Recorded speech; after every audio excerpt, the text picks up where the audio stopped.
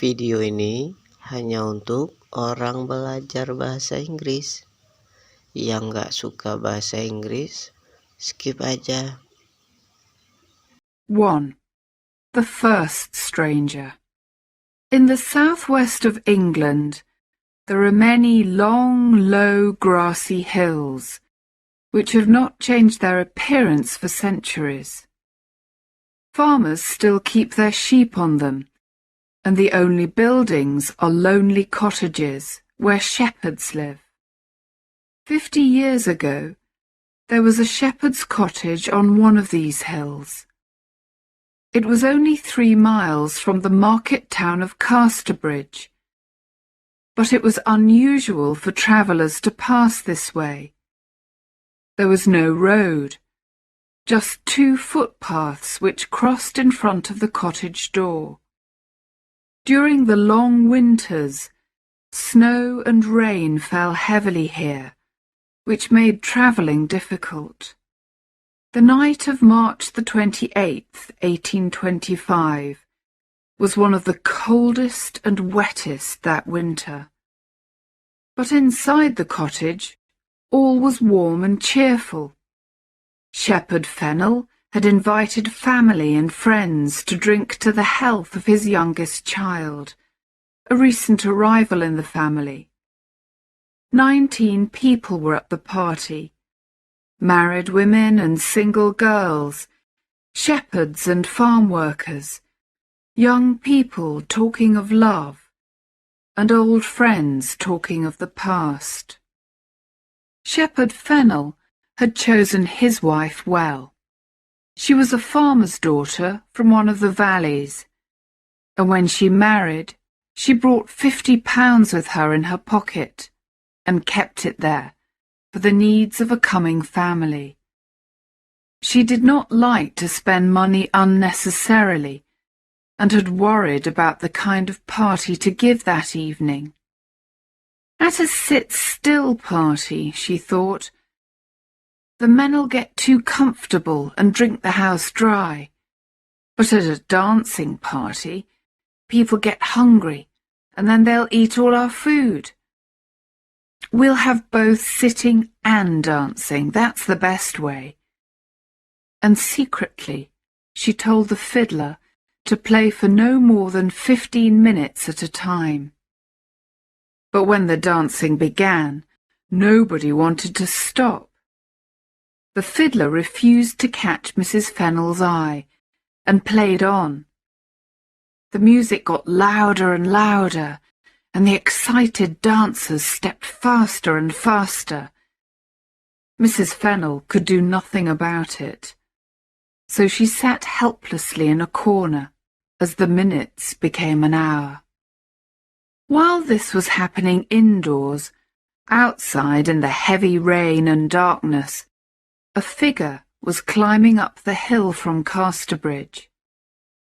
It was a tall, thin man, about 40 years old, dressed all in black and wearing thick, heavy boots.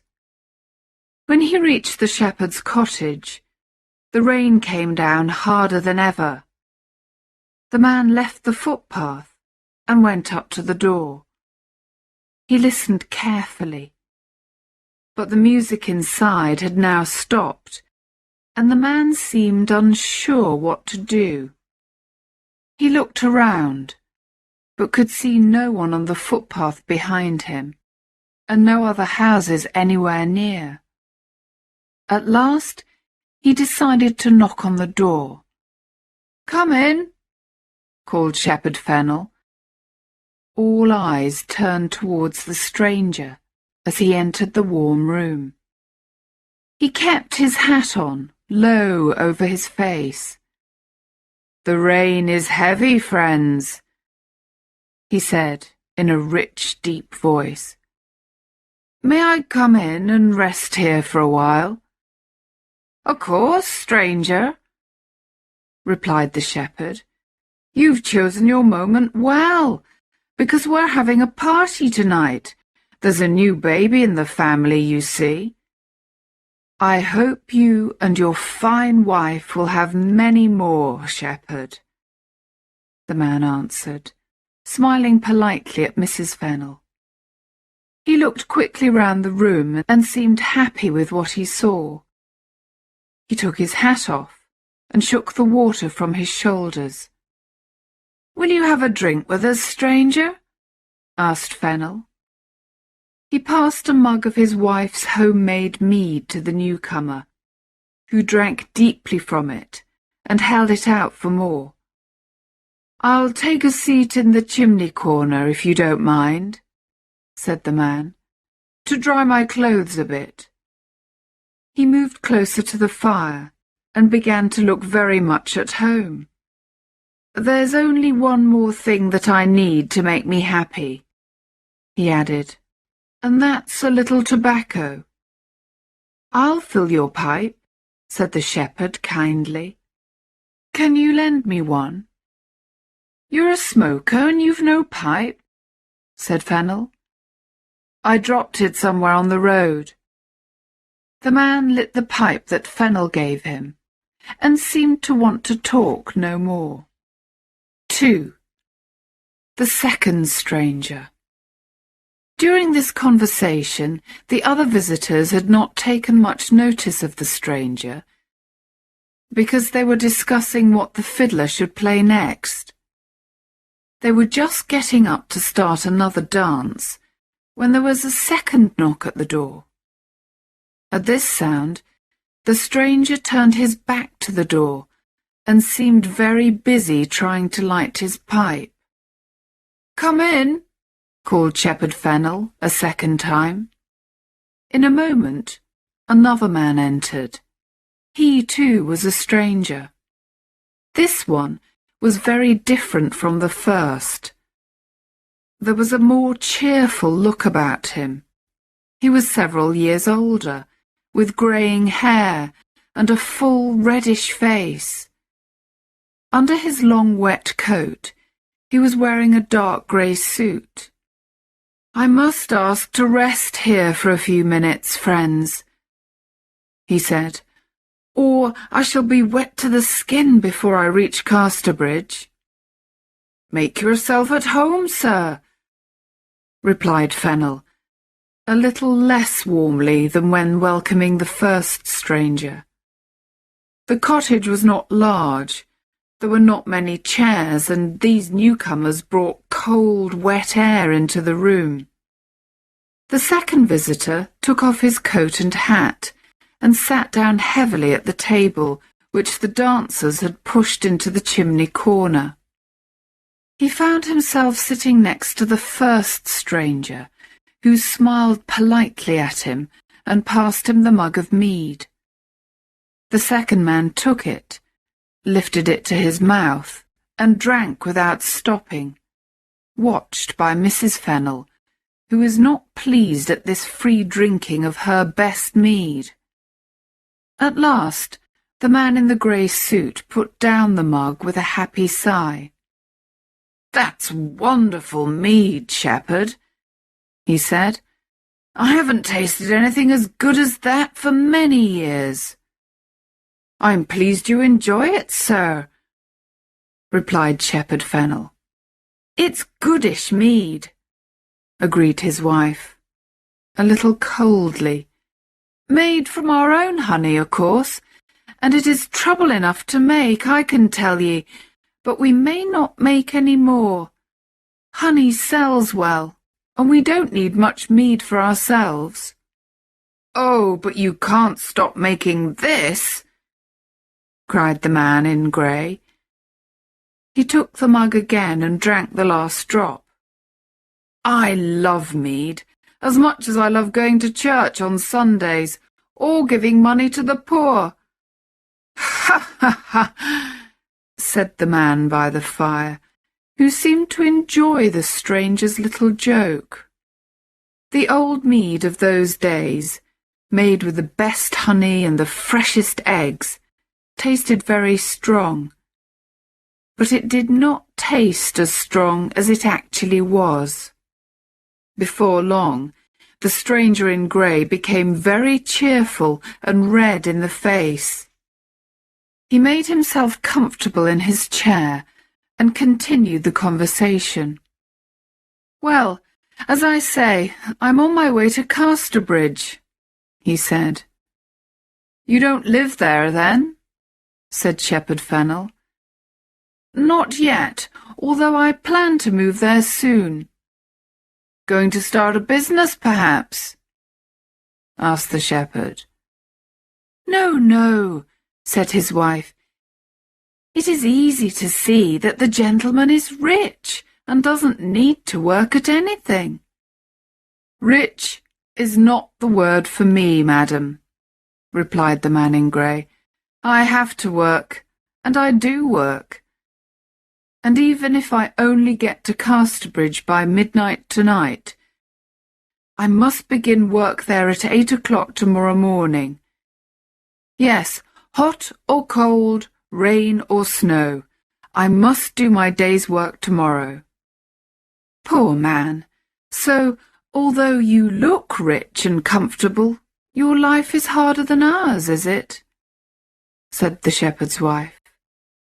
"Well, it's the work that I have to do, that's all. Now, I must leave you, friends, but before I go, there's time for one more drink to your baby's health. Only the mug is empty." "Here's some small mead, sir," offered Mrs. Fennel. "We call it small, but it's still made from good honey." "No," said the stranger, "I prefer to remember the taste of your best mead, thank you." "Of course you do," said Shepherd Fennel quickly. He went to the dark place under the stairs where the best mead was kept, and filled the mug. His wife followed him and spoke worriedly to him in a low voice. "I don't like the look of the man at all. He's drunk enough for 10 men already. Don't give him any more of the best." "But he's in our house, my love, and 'tis a miserable wet night. What's a mug of mead, more or less?" "Very well. Just this time, then," she said, looking sadly at the mead. "But who is he, and what kind of work does he do?" "I don't know. I'll ask him again." While the man in grey drank his mead, Fennel asked him again about his work. But the man did not reply at once. Suddenly, the first stranger spoke from his seat by the fire. "Anybody may know what I do. I work with wheels." "And anybody may know what I do," said the man in the grey suit, "if they're clever enough to find it out." There was a short silence, which the shepherd's wife broke by calling for a song. The second mug of mead had made the stranger's face even redder and more cheerful than before, and he offered to sing the first song. This is what he sang. "My job is the strangest one, honest shepherds all, work that all the world can see. My customers I tie, and I take them up so high, and send 'em to a far country." No one spoke except the man near the fire, who joined in the last part with a deep musical voice. "And send 'em to a far country."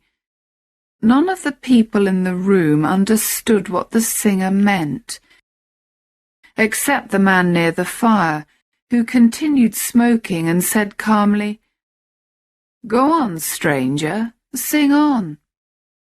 The man in grey drank again from his mug and sang, "There isn't much I need, honest shepherds all, to set the criminals free.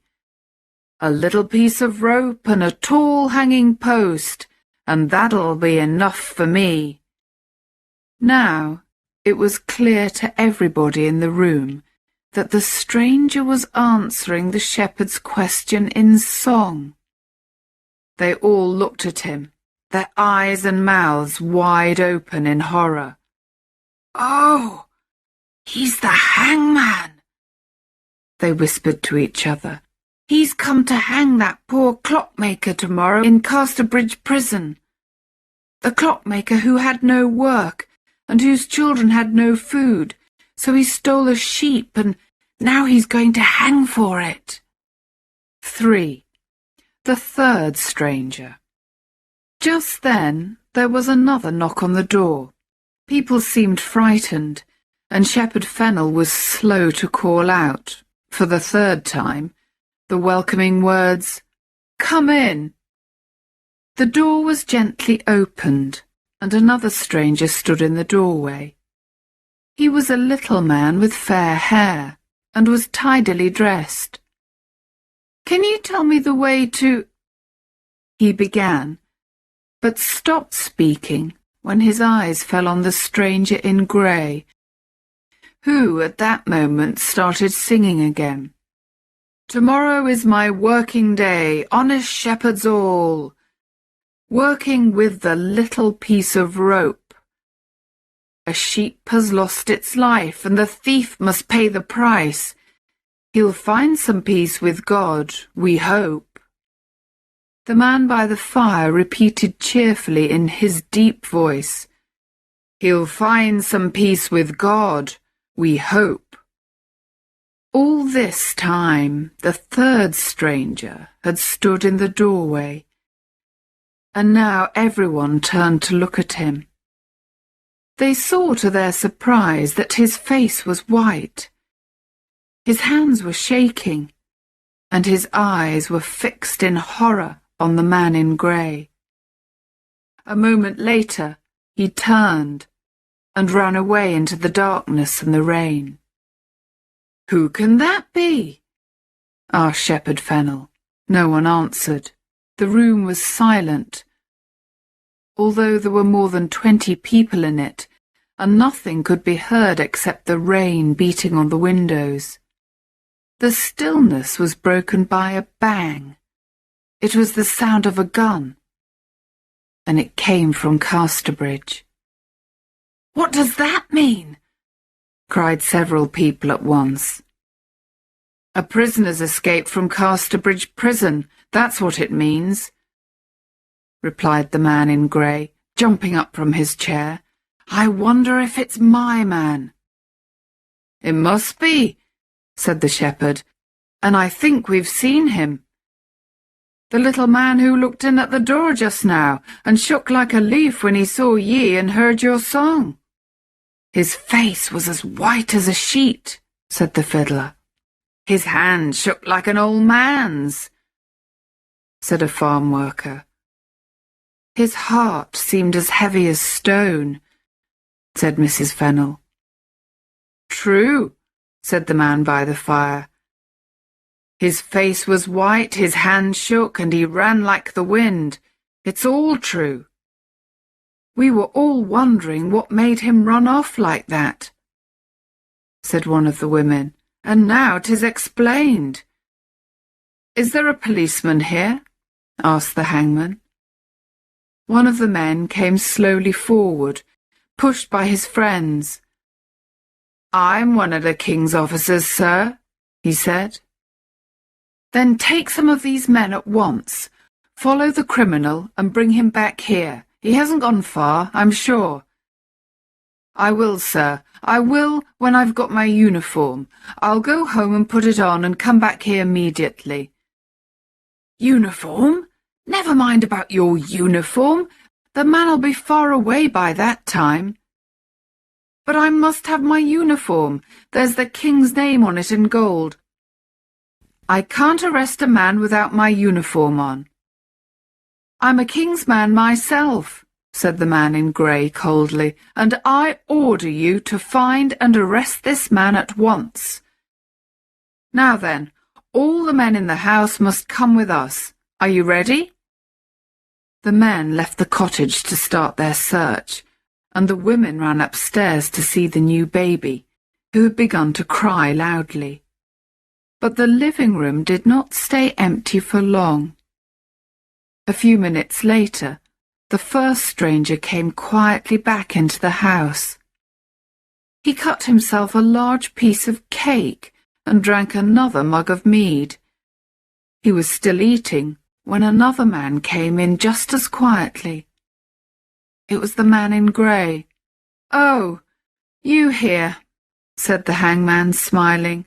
"I thought you had gone to help look for the prisoner." "And I thought you had gone too," replied the other. "Well, I felt that there were enough people without me," said the man in grey, helping himself to the mead. "I felt the same as you. These shepherd people can easily find the man, because they know this hilly country. They'll have him ready for me by the morning, and it'll be no trouble to me at all. Yes, they'll find him. We'll save ourselves all that trouble." "True, true. Well, I'm going to Casterbridge. Are you going the same way? We could walk together." "No, I'm sorry to say I'm going the other way." And after finishing their mead, the two men shook hands warmly, said goodbye to each other, and went their different ways. Out on the hills, the shepherd and his friends were getting cold and wet in their search for the prisoner. They had no luck at all, until they reached the top of a hill, where a single tree stood. Suddenly, they saw the man who they were looking for, standing next to the tree. "Your money or your life!" cried the policeman loudly. "No, no," whispered the shepherd. "That's what robbers say, not good, honest people like us." "Well, I must say something, mustn't I? You don't realize how difficult it is to remember what to say." The little man now seemed to notice them for the first time. "Well, travellers, did I hear you speak to me?" he asked. "You did," replied the policeman. "We arrest ye for not waiting in Casterbridge prison for your hanging tomorrow." The little man did not seem at all afraid, and to everyone's surprise, agreed with great politeness to go back to the shepherd's cottage. When they arrived there, they discovered that 2 officers from Casterbridge prison and a judge who lived nearby were waiting for them. "Gentlemen," said the policeman, "I've brought back your prisoner. Here he is." "But this is not our man," cried one of the prison officers. "What?" said the judge. "Haven't you got the right man?" "But then who can this man be?" asked the policeman. "I don't know," said the prison officer. "But our prisoner is very different. He's tall and thin, with a deep musical voice." "That was the stranger who sat by the fire," cried Fennel. The little man now spoke to the judge for the first time. "Sir," he said, "I must explain. I've done nothing wrong. My only crime is that the prisoner is my brother. Today, I was on my way to visit him in Casterbridge prison for the last time, when I got lost in the dark. I stopped here to ask the way, and when I opened the door, I saw my brother sitting by the fire. Right next to him was the hangman who'd come to take his life. My brother looked at me, and I knew he meant, 'Don't tell them who I am, or I'll die.' I was too frightened to do anything except turn and run away." "And do you know where your brother is now?" "No, sir. I haven't seen him since I left the cottage." "And what's his job?" "He's a clockmaker, sir. He said he worked with wheels," said Shepherd Fennel. "He meant the wheels of clocks and watches, I suppose." "Well, we must let this poor man go," said the judge. "Clearly it's his brother who is the wanted man." And so the little man left the cottage with a sad, slow step. The next morning, men were out on the hills again searching for the clever thief. But the shepherds and farm workers did not look very carefully. They did not think the man should hang just for stealing a sheep, and they liked the wonderful coolness that he showed when sitting next to the hangman at the shepherd's party. So the prisoner was never found, and the man in grey never did his morning's work in Casterbridge, nor ever met again the friendly stranger who had sung the hangman's song with him by the shepherd's fire. The grass has long been green on the graves of Shepherd Fennel and his wife, and the baby whose health was drunk that night is now an old lady. But the arrival of the three strangers at the shepherd's cottage, and all that happened afterwards, is a story as well known as ever in the hills and valleys around Casterbridge.